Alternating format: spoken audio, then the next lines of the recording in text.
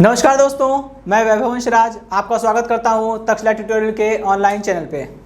तो दोस्तों, हम लोग बात कर रहे थे क्लास 12 के चैप्टर नंबर 2 स्थिर वैद्युत आवेश एवं धारिता के बारे में। और दोस्तों, हम लोग अपना लेक्चर 2.13 कंप्लीट कर चुके थे, जिसमें हम लोग 31 क्वेश्चन तक देख चुके थे। आज हम लोग उसके आगे की बात करेंगे। ओके दोस्तों, देखिए इस क्वेश्चन में क्या बोल रहे हैं। एक समांतर प्लेट संधारित्र की प्लेटों के बीच की दूरी कितनी है? स्मॉल डी है। ठीक है, आपको पता है दोस्तों, समांतर प्लेट संधारित्र में दो धातु की प्लेटें होती हैं, है ना। और दोनों प्लेटों के बीच की दूरी को हम लोग ने डी माना हुआ था डेरिवेशन करते वक्त। ठीक है, तो ये उसी की बात कर रहे हैं। ठीक, ओके।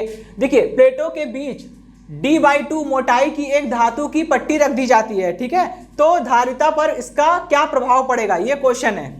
ओके दोस्तों, तो इस तरह का डायग्राम हमने बनाया हुआ था और हमने आपको बताया था, अगर संधारित्र की दो प्लेटों के बीच की दूरी है d और उसके भीतर कोई भी परावैद्युत पदार्थ नहीं भरा है, तो दोस्तों वायु तो होगी, और अगर वायु भी ना हुई तो निर्वात तो होगा। गुड। तो वायु या निर्वात, जब परावैद्युत पदार्थ के रूप में प्लेटों के बीच में वायु हो या निर्वात हो, तो उस प्रकार के संधारित्र को हम लोग दोस्तों क्या बोलते हैं?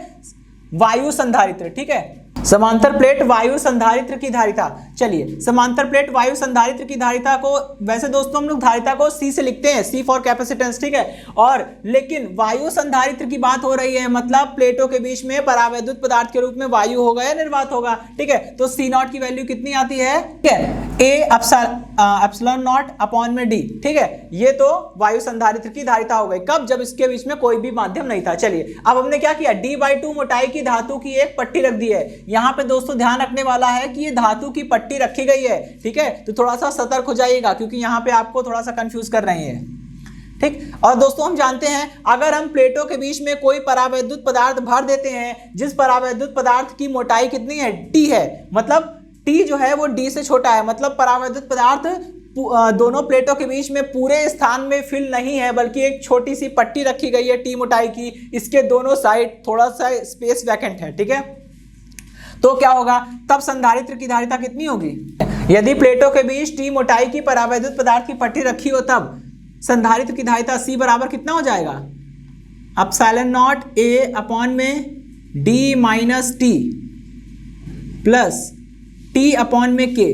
ठीक दोस्तों, यहाँ पे संकेतों का अर्थ समान है। एप्सिलॉन नॉट वही निर्वात या वायु की वैद्युशीलता। ठीक है, और A क्या होता है? A जो है प्लेटों का क्षेत्रफल है, D दोनों प्लेटों के बीच की दूरी है, T क्या है? T परावैद्युत पदार्थ की मोटाई है, और K क्या है? परावैद्युत पदार्थ का परावैद्युत नियतांक। ठीक है, लेकिन दोस्तों हम क्या रख रहे हैं? धातु की पट्टी रख रहे हैं। तो ध्यान रखिएगा, धातु की पट्टी के लिए K बराबर अनंत हो जाता है। ठीक है, तो यहाँ पे जरा पुट करिए, कितना हो जाएगा? C equal epsilon not into A upon में D minus T plus T upon में इंफिनिटी। ठीक है, चलिए भाई, अब देखिए T upon infinity, something upon infinity 0 होता है, ये पूरा 0 हो जाएगा, और कितना आएगा?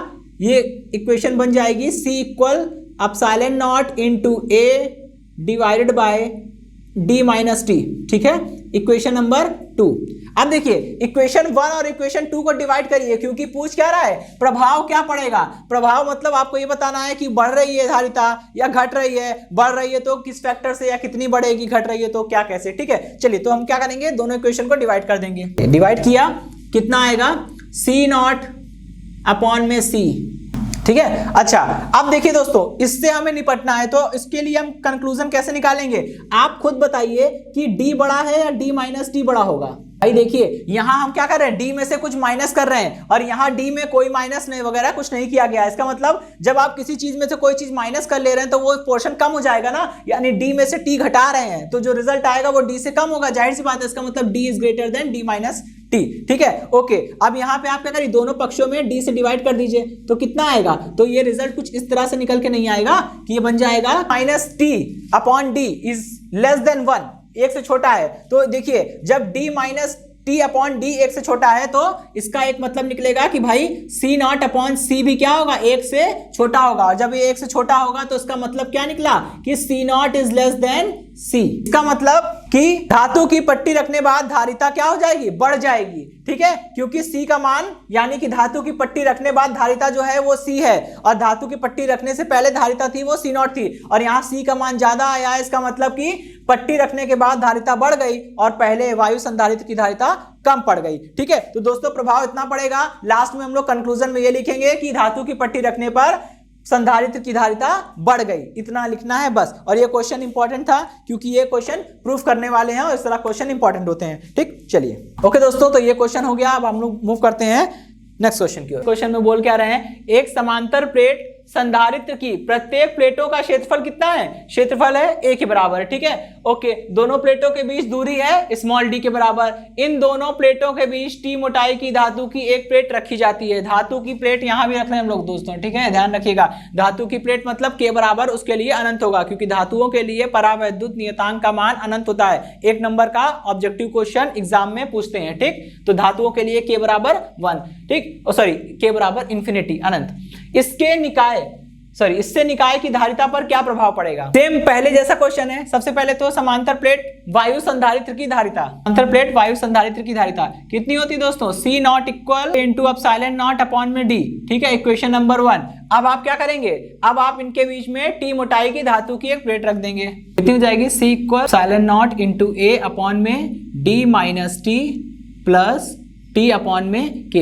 इसका दोस्तों मैंने डेरिवेशन भी कराया था, इसीलिए कराया था क्योंकि यहाँ पे यूज होगा। ठीक है, अब देखिए यहाँ पे दोस्तों हम लोग कर रहे क्या रहे हैं, हम लोग धातु की पट्टी रख रहे हैं। धातुओं के लिए दोस्तों k बराबर अनंत हो जाएगा। ठीक है, चलिए यहाँ पुट कर दीजिए, कितना हो जाएगा? c equal epsilon not d minus t plus t upon में अनंत। ठीक है, और कुछ भी हो अपॉन में अनंत है मतलब कि 0 आना है, ये पूरा हिस्सा तो 0 हो जाएगा, केवल यही सरवाइव करेगा। कितना बचेगा? c equal a epsilon not upon में d माइनस t। ठीक, और जैसा मैंने पहले किया हुआ था इक्वेशन 1 और 2 को डिवाइड कर दीजिए और कितना हो जाएगा ये? c नॉट अपॉन में c इक्वल, जानते हैं d माइनस t अपॉन में d क्या है? 1 से छोटा है, तो इसलिए c not upon c is less than 1 हो जाएगा और ये कंक्लूड करेगा कि C naught is less than C, मतलब कि परावैद्युत पदार्थ रखने बाद धारिता है C और पहले थी धारिता C नॉट और C नॉट का मान कम पड़ गया, C ज्यादा हो गया। इसका मतलब कि परावैद्युत पदार्थ, यानी कि परावैद्युत पदार्थ के स्थान पे आपने धातु की पट्टी रखी, धातु की पट्टी रखने पर क्या हो गया? उसकी धारिता बढ़ गई। ठीक, ओके, चलिए दोस्तों बिल्कुल सेम क्वेश्चन था। अब हम लोग मूव करते हैं नेक्स्ट क्वेश्चन की ओर। तो दोस्तों स्टार्ट करते हैं हम लोग नेक्स्ट क्वेश्चन। देखिए इस क्वेश्चन में बोल क्या रहे हैं, पारे की 27 एक समान बूंदों में प्रत्येक को 10 वोल्ट विभव तक आवेशित किया जाता है। ठीक, इन बूंदों को मिलाकर एक बड़ी बूंद बना दी गई है। जाहिर सी बात है दोस्तों, जब आप एक ही साइज की, एक ही आकार की 27 बूंदों को मिला देंगे तो एक बड़ी सी बूंद बन जाएगी ना। वो बड़ी बूंद का आकार उन सभी छोटी बूंदों से तो बड़ा ही होगा। जाहिर सी बात है, जब 27 को मिला के एक कर दिया तो जाहिर सी बात है वो जो एक बूंद बनी हो काफी बड़ी होगी। ठीक है, तो वही कह रहे हैं, इन बूंदों को मिलाकर एक बड़ी बूंद बनाई जाए तो बड़ी बूंद पर कितना विभव होगा। ठीक, ओके दोस्तों, सबसे पहले तो आप ये जान लीजिए 11वीं क्लास की चीज है, जो बूंदे होती हैं वो गोलाकार होती हैं। ठीक है, बूंदे गोलाकार होती हैं, क्यों होती है? क्योंकि उनमें पृष्ठ तनाव का गुण होता है। ठीक,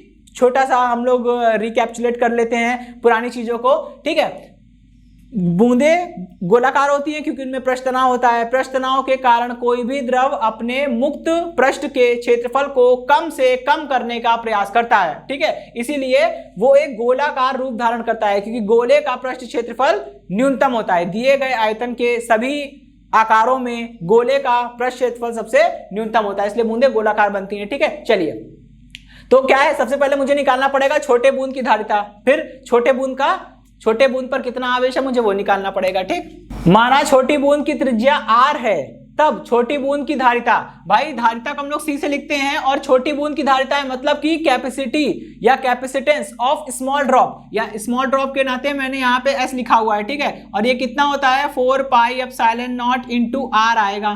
कैसे आएगा दोस्तों? क्योंकि आपको पता है ना कि ये 4 pi epsilon not into r कैसे आया, किसी भी गोलीय चालक की धारिता का मान कितना होता है 4 pi epsilon not into r होता है, जहां r क्या है दोस्तों?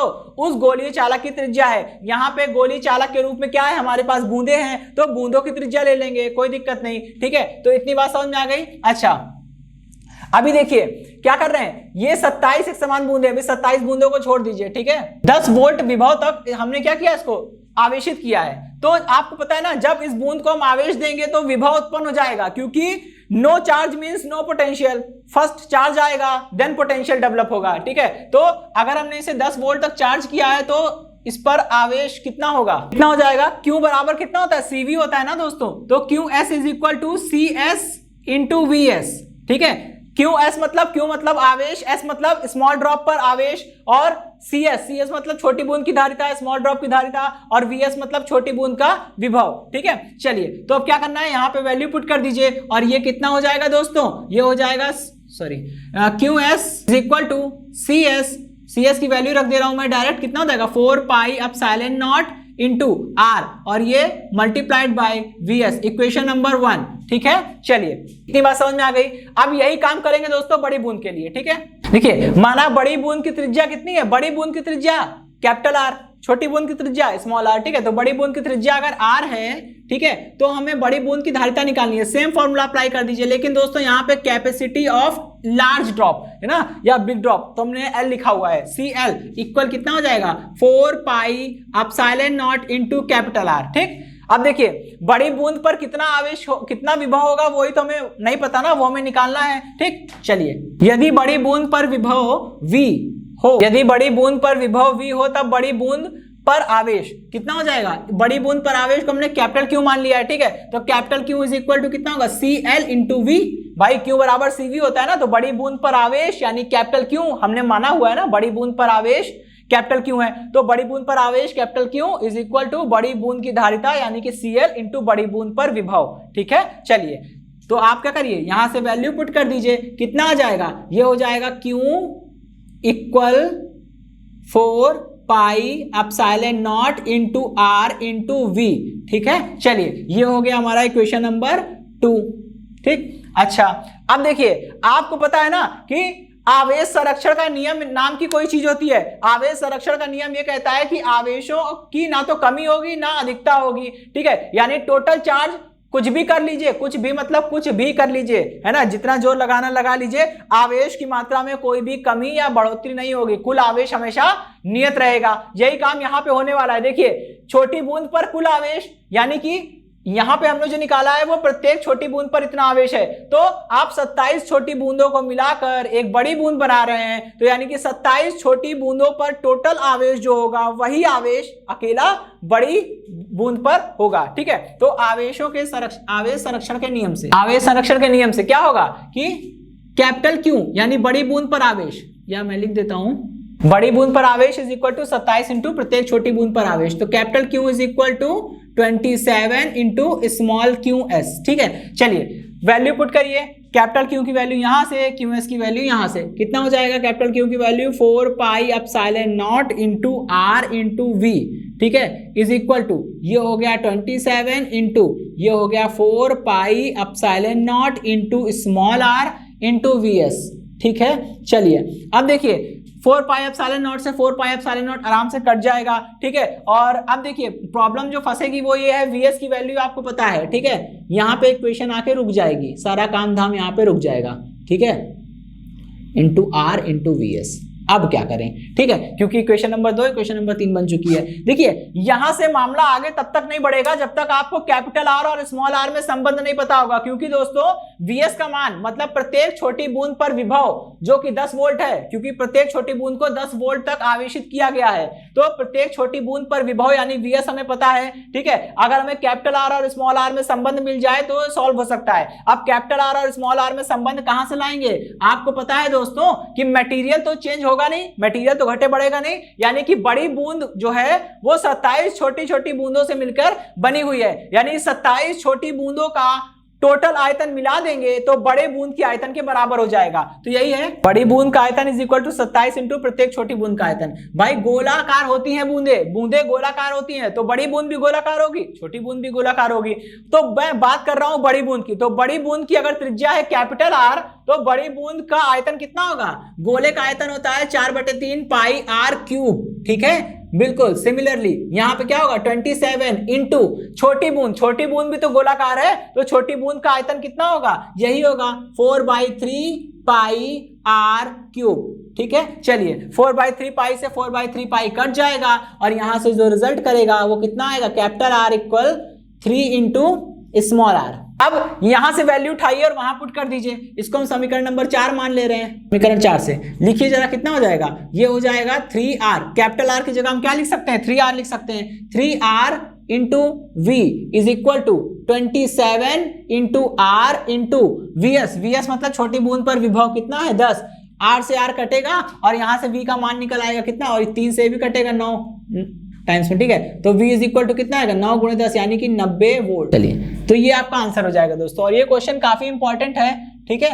एग्जाम में आएगा तो थोड़ा सा लेंदी है, कठिन नहीं है, लेंदी है, तो आपको ज्यादा मार्क्स में मिलेगा ये, ठीक है। चलिए अब हम लोग मूव करते हैं नेक्स्ट क्वेश्चन की ओर। देखिए दोस्तों, नेक्स्ट क्वेश्चन क्या बोल रहे हैं? एक समांतर प्लेट वायु संधारित्र, समांतर प्लेट संधारित्र है और वायु शब्द जुड़ा है, इसका मतलब दोनों प्लेटों के बीच में क्या है? परावैद्युत पदार्थ नहीं रखा है, उसकी जगह पे वायु है, ठीक है। तो समांतर प्लेट वायु संधारित्र की प्लेटों का क्षेत्रफल दे रखा है आपको 100 सेंटीमीटर स्क्वायर। ध्यान रखिएगा दोस्तों, सेंटीमीटर स्क्वायर में मतलब कि एमकेएस में नहीं है, मुझे चेंज करना होगा, ठीक है। इनके बीच की दूरी 5 mm है, मतलब मिलीमीटर है, ये भी एमकेएस में नहीं है, मुझे चेंज करना पड़ेगा। ए की वैल्यू दी है, डी की वैल्यू दी है, इन प्लेटों के बीच बैटरी लगाई गई है, ठीक है। और वो बैटरी का वोल्ट है, बैटरी का विभव है 300 वोल्ट। तो 300 वोल्ट का विभव दोनों प्लेटों के बीच में अपने आप डेवलप हो जाएगा जैसे ही आप बैटरी जोड़ेंगे, ठीक है। तो इन प्लेटों के बीच बैटरी द्वारा 300 वोल्ट का विभवांतर स्थापित किया जाता है। बैटरी को हटाकर दोनों प्लेटों के बीच में एबोनाइट क्या होता है दोस्तों? एबोनाइट जो होता है वो एक परावैद्युत पदार्थ होता है। उस परावैद्युत पदार्थ के लिए डाइलेक्ट्रिक कांस्टेंट K का मान कितना होता है? 2.6 होता है। सिंपल, तो यहाँ पे 2.6 आपने फिल कर दिया, ठीक है। एबोनाइट से भर दिया जाता है। प्लेटों के बीच में नया विभवांतर क्या होगा? संधारित्र की प्रारंभिक व अंतिम धारिताएं क्या होगी? ये सब आपको निकालनी है, ठीक है। तो चलिए हम शुरुआत करते हैं यहां से।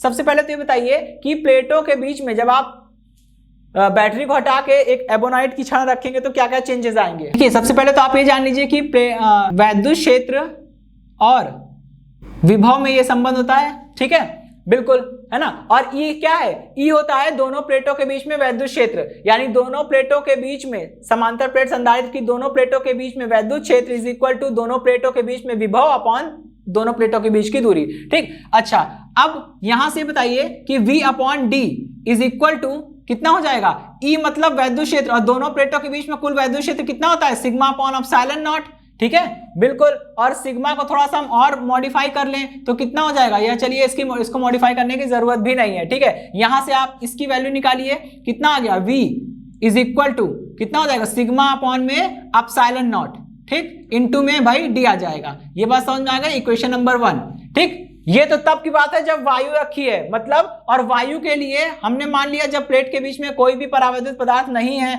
वायु रखी है, तो ये विभव है इसका, ठीक। चलिए अब हम क्या करेंगे? एबोनाइट रखने पर, प्लेटों के मध्य एबोनाइट रखने पर चेंजेस क्या क्या आएंगे? इसी समीकरण को देखिए, ठीक है। आप डायरेक्ट इस समीकरण से भी अप्लाई कर सकते हैं। एबोनाइट की छड़ रखी है तो क्या प्लेटों का पृष्ठ आवेश घनत्व चेंज होगा? प्लेटों का पृष्ठ आवेश घनत्व सिग्मा बराबर कितना होता है? Q अपॉन में A।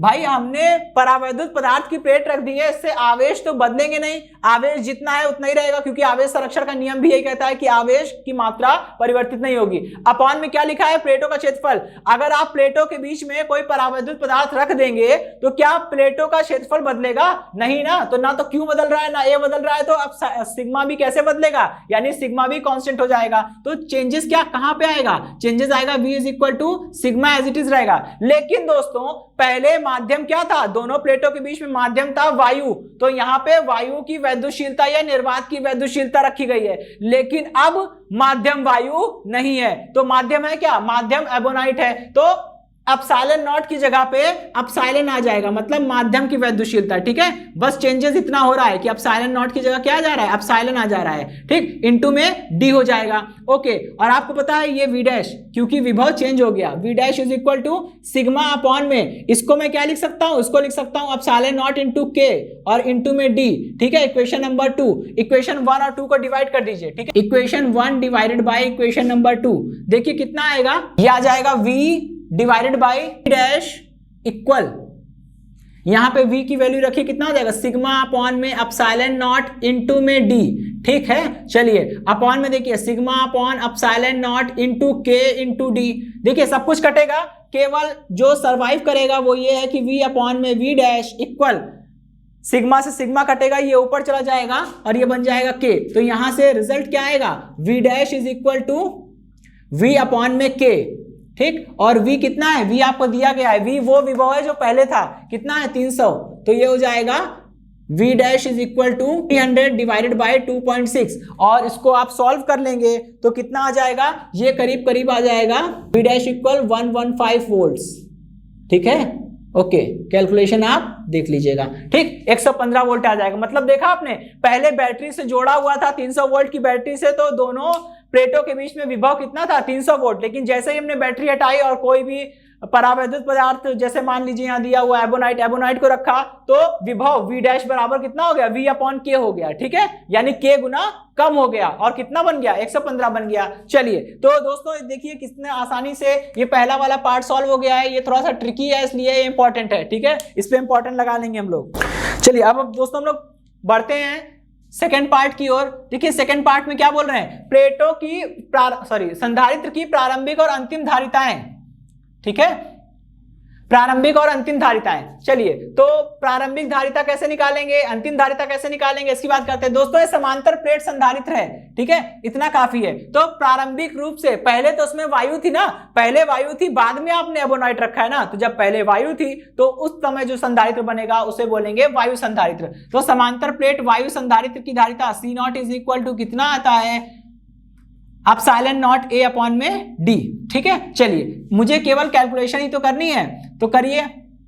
कितना हो जाएगा, C नॉट इक्वल a की वैल्यू कितनी दी है दोस्तों, 100 सेंटीमीटर स्क्वायर। 100 सेंटीमीटर स्क्वायर को कैसे चेंज करेंगे, 100 की जगह 100 रहने दीजिए, और 1 सेंटीमीटर बराबर होता है 10 की पावर -2 मीटर, ठीक है। तो सेंटीमीटर की जगह लिखा 10 की पावर -2, और सेंटीमीटर की जगह लिखा 10 की पावर -2 मीटर, और स्क्वायर लगाए ना, तो हम भी स्क्वायर लगा देंगे। टोटल कितना आ जाएगा, ये हो जाएगा 100 इंटू 10 की पावर -4 मीटर स्क्वायर, ये निकल के आएगा 10 की पावर -2 मीटर स्क्वायर। सिंपल, यहां रख दीजिए, तो 10 की पावर -2, ठीक। ओके, एप्सिलॉन नॉट कितना होता है, एप्सिलॉन नॉट होता है 8.85 into 10 raise to the power -12 divided by, ठीक है, डी क्या है, दोनों प्लेटों के बीच की दूरी, वो क्या है 5 mm।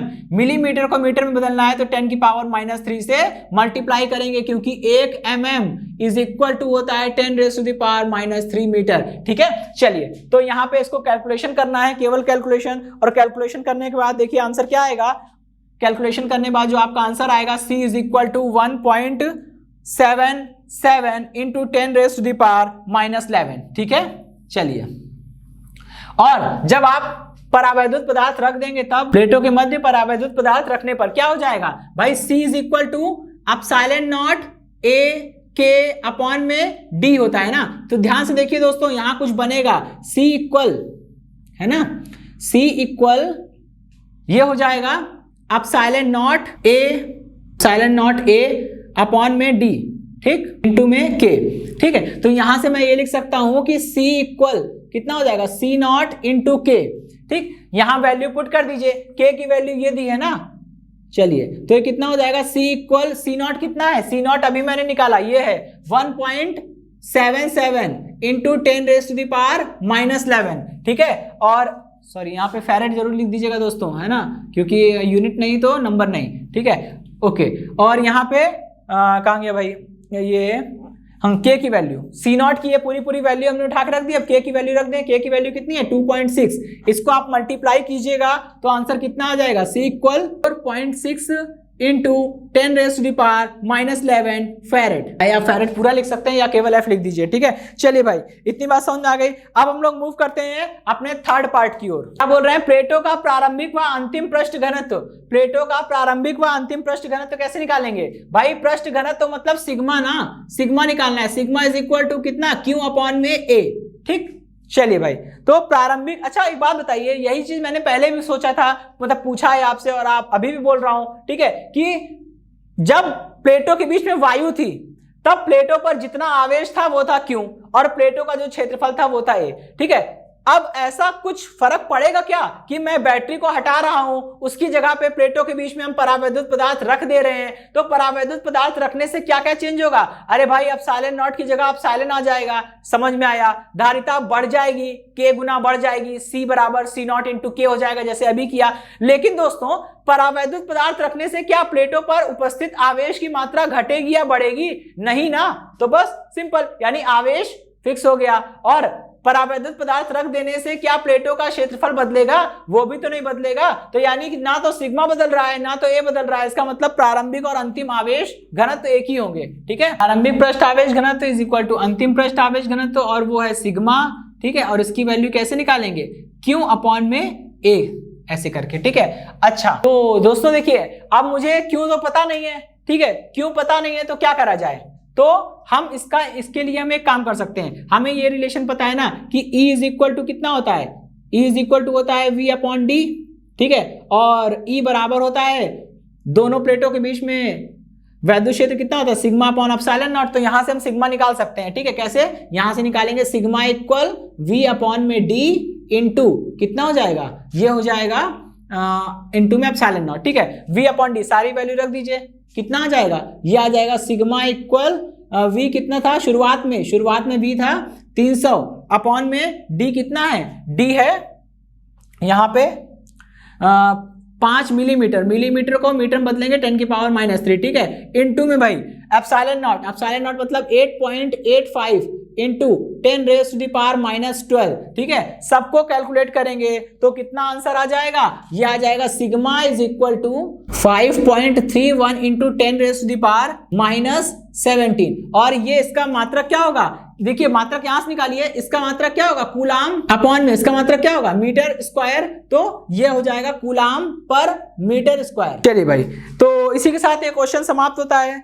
ओके दोस्तों, तो आज के सेशन में रखते हैं इतना ही, मिलते हैं हम लोग नेक्स्ट सेशन में। धन्यवाद।